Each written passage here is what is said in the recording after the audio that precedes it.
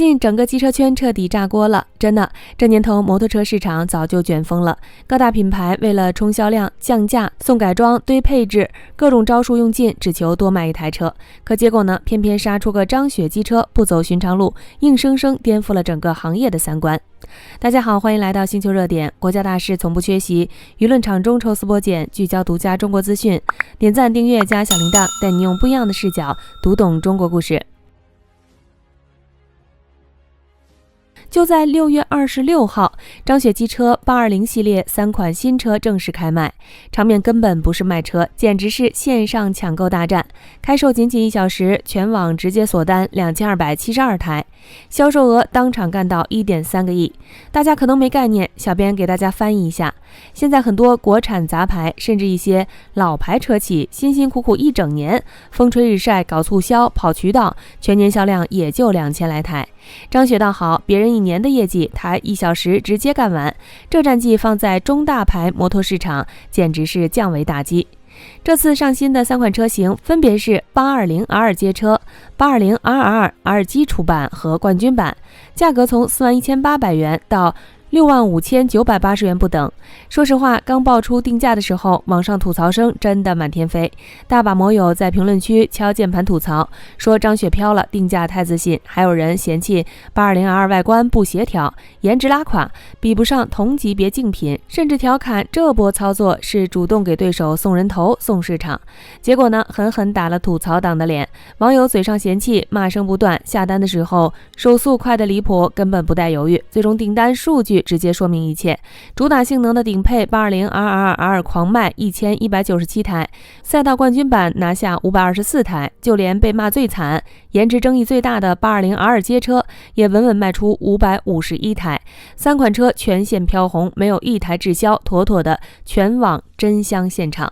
为什么大家一边吐槽一边疯狂下单？原因特别简单，性价比和性能真的太顶了。这次820系列全系标配自研 819cc 直列3缸发动机，懂车的都懂，3缸机的浑厚声浪，动力连贯性是同价位双缸机完全比不了的。普通版820R 日常代步调教都能爆出135匹马力，完全够用，随叫随到。顶配竞技版本直接压榨出145匹马力，0-100加速 2.81 秒，极速能干到280码。放在几年前，这种动力、这种质感，最少10几万的进口大排量才能拿下，普通车友想都不敢想。现在国产直接把价格打骨折，4万多就能入手，花国产车的预算体验进口豪车的性能，这谁顶得住？妥妥的同价位无敌，纯粹的实力碾压。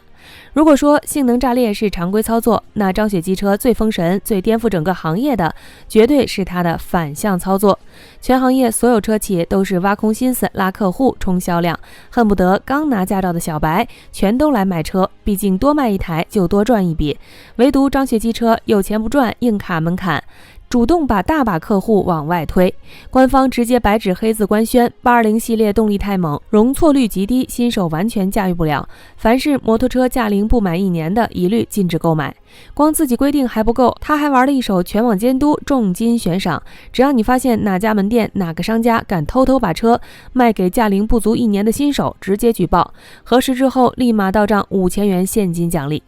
反观违规商家，一旦被查实，直接罚款1万，得不偿失。而且线下买车必须现场核验身份证、驾驶证，人证不一致，驾龄不达标，想提车门儿都没有。从厂家到经销商，再到全网车友监督，全链条锁死安全漏洞，杜绝新手盲冲大排量。其实这套规矩今年3月预售的时候就上线了，当时还闹过小风波，有人觉得规矩太死板，限制消费，甚至跑去投诉，最后监管部门亲自下场澄清，只是正常问询，根本没有整改一说，变相认可了这份安全新规。更有排面的是，公安部交管总局直接发文点赞，直言真正的热爱不是无脑狂飙，而是守住边界，敬畏规则。创始人张雪的话更是圈粉无数，我不缺这10%的销量，我只想少死几个人。在这个全员逐利、疯狂割韭菜的行业里，有人拼命卖车，有人拼命赚钱，只有张雪机车放着几千万的利润不要，死磕安全底线。当然了，网上也有抬杠的，有人说拿证10年没骑过车，有人拿证半年天天练车，只看驾龄太片面了。这话确实没毛病，规则确实不算完美，但话又说回来，在现在新手无脑冲大牌、事故频发的乱象里，有品牌敢主动止损、主动控风险，已经吊打整个行业了。这份格局和良心真的太难得了。很多人看完张雪机车这波爆火，都在惊呼国产摩托崛起了。但小编说实话，大部分人都被刻板印象骗了。咱们国产摩托根本不是什么后起之秀，而是隐藏了几十年的全球霸主。只是我们一直低调搞生产、搞出口，硬生生被网友低估了10几年。张雪的爆火只不过是国产摩托真正扬眉吐气、站上舞台的开始。以前网上总有各种洗脑段子，说国产摩托不行，不如日系，在越南市场被雅马哈、本田吊打。说实话，这种说法放在20年前还行，放到现在纯属谣言。说个能颠覆你认知的数据，早在1993年，中国摩托车年产量就正式超越日本，登顶全球第一。从那年开始，我们的产量、销量、出口量连续31年稳坐世界第一宝座。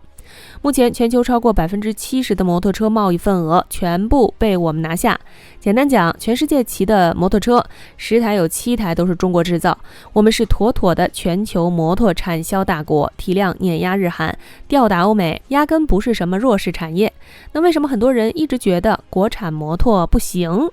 核心原因特别扎心，我们量大，但是以前不强。过去几十年，国内绝大多数车企都扎堆中小排量通勤车，主打便宜、耐造、性价比，靠走量内卷赚钱。这种车门槛低，技术简单，适合日常代步，但是毫无技术壁垒。而真正代表行业天花板、代表核心技术的中大排量高性能机车，专业赛事技术长期被日本品牌死死垄断。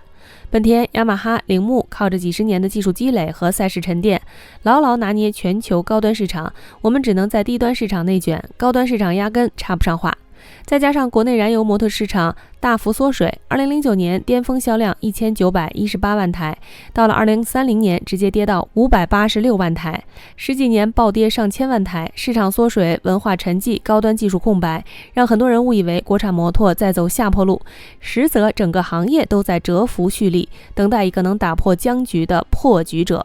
而张雪机车就是那个硬生生撕开行业天花板的黑马。别的国产车企起步都是老老实实搞组装、做小排量，慢慢攒钱，稳妥保命为主。张雪偏不，开局直接梭哈最难、最没人敢碰的中大牌高性能赛道。要知道，这条赛道烧钱极快，研发难度拉满，受众小众，稍有不慎就是血本无归，所有老牌大厂都不敢轻易入局。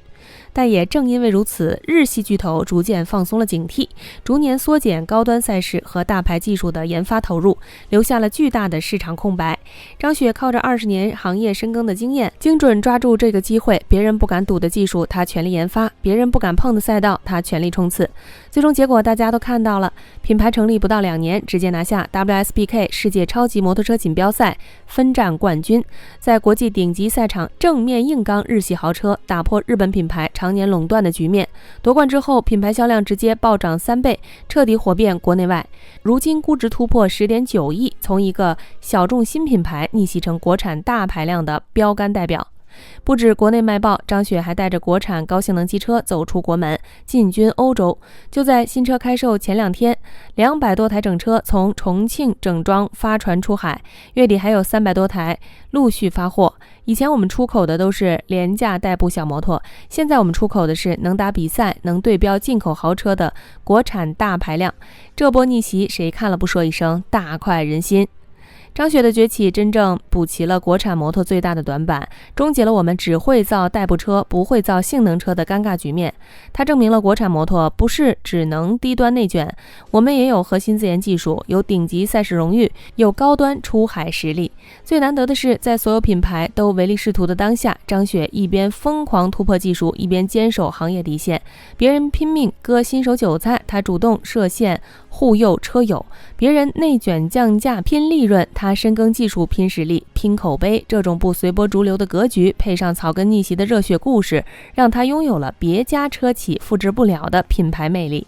从被技术卡脖子到产销全球第一，从被日系碾压到赛场夺冠高端出海，国产摩托蛰伏30年，终于迎来了逆袭曙光。张雪更是大胆预判，未来5年国产大排量摩托将拿下全球50%市场份额。相信在这批硬核国产车企的带领下，中国制造的高性能机车终将彻底征服全世界。